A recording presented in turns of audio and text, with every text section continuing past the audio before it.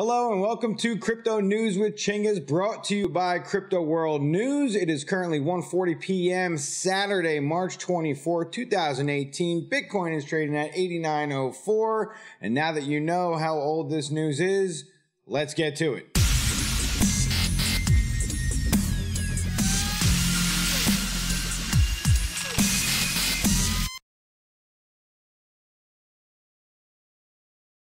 First up on the list, brought to you by CoinDesk, smart contracts now recognized under Tennessee law. This is awesome, right? So smart contracts now being considered a legal contract. It says right in here, as introduced, recognizes the legal authority to use blockchain technology and smart contracts in conducting electronic transactions, protects ownership rights to certain information secured by blockchain technology. That was a bit of a tongue twister, but they're recognizing smart contract as a contract. So this is just another step in legitimizing cryptocurrency as a whole, smart contracts to now be implemented basically by law. So we're talking one state, we're talking Tennessee, okay? This has been introduced in Florida and Nebraska. The Florida bill sort of died on the calendar, so we'll see if they pick that back up again, but this also went into effect Arizona last year. So good news on that front. Now, let's move on to bad news. Cloud Act becomes law, increases government access to online info. This is brought to you by CNET.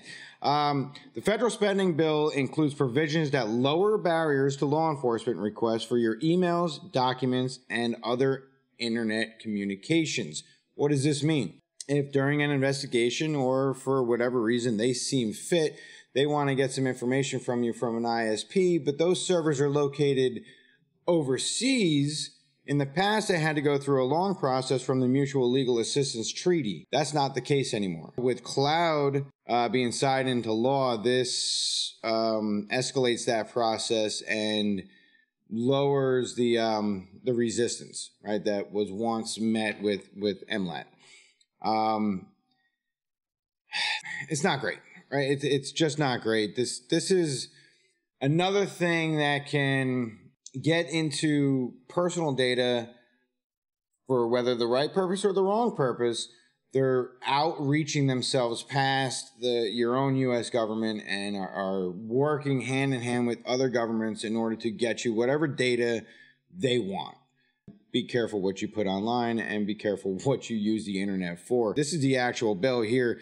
I do want to read this to you. Require preservation and disclosure of communications and records. A provider of electronic communication service or remote commuting service, so that's your regular ISP, shall comply with the obligations of this chapter to preserve, back up, or disclose the contents of wire or electronic communication and any record or other information pertaining to a customer or subscriber within such provider's possession, custody, or control, regardless of whether such communication, this is the kicker, regardless of whether such communication, record, or other information is located within or outside of the United States.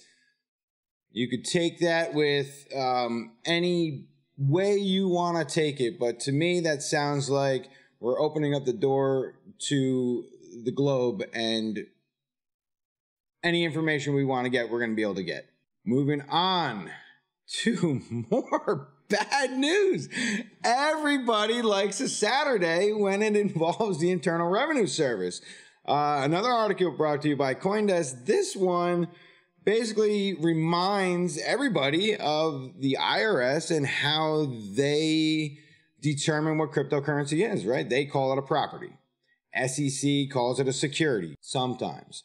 It's a mess, okay? It's a mess. The IRS put out an article yesterday, and I apologize for this being a day old, but it is important, right? So the IRS is coming through, and they're reminding people, when you do your taxes, we want your capital gains. What this also tells you is every time you make a trade and there's a gain or a loss involved, and that's going from, you know, Ethereum to OMG or vice versa, BTC to Ripple and Funfair, it doesn't matter. Every trade is considered a property, and therefore every property is going to have gains and losses associated with it. So this is something that that you need to pay attention to if you live in the United States. Just a highlighted section in right here. In a release published Friday, the IRS noted that cryptocurrency transactions are taxable like other forms of property, echoing a release issued in 2014 outlining how cryptocurrencies would be taxed. A few months back, you're talking in January, there was a little bit of buzz going around about how they were going to handle taxes. And, you know, the rumor back then was once you pull out and into fiat, you're paying tax on that. But anything internal into the crypto sphere was okay. Any trades that you made was fine. It was just going back to US. That clearly is not the case. This goes back to 2014. It's a property. For every trade that you're going to make, there's going to be gains and losses on it, and they want that. Moving on. GDPR. Okay, so an article by CCN.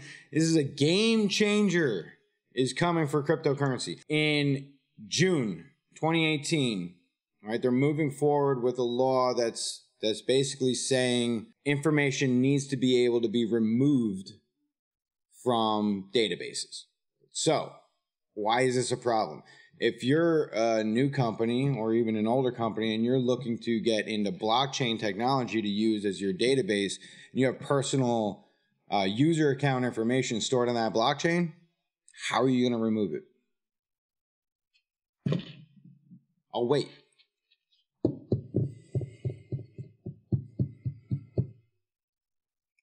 Part of the fantastic thing about a public ledger is its immutability. So how are you going to go back into that public ledger and remove information from it? That's not the way the system works. So can you have a blockchain and just have information on it that's secure and public in the ledger? Yes, you can. But for a newer company, if they want to put personal data on there, user account information on there, well, that's not going to be the case, not according to the GDPR. This is important information to understand. This is something that moving forward, right, if you're going to be dealing with personal data, let's say Facebook, for example, because they're in the news currently. If you delete all your information from Facebook and you say, get rid of that data, yeah, they're supposed to get rid of that data. Do they? I don't know. I don't work for Facebook. But if they had everything on a blockchain, and it was all of your personal data, your information, your user account, blah, blah, blah, this and that, well, they wouldn't be able to remove it now, would they? This is a problem. We'll see. It's not June yet. It's only March, and we'll see if this thing actually goes through the way it's said to go through. Things might change. I don't know. You know, we'll have to see how that all plays out, but it is something to keep your eyes on. Now, I should have been a little bit clearer. This is part of the EU, right? So if you're going to be doing business in the EU, then this is going to pertain to you. And last but not least, can you go a day without talking about Binance and CZ? With $1.6 to $1.9 billion in volume?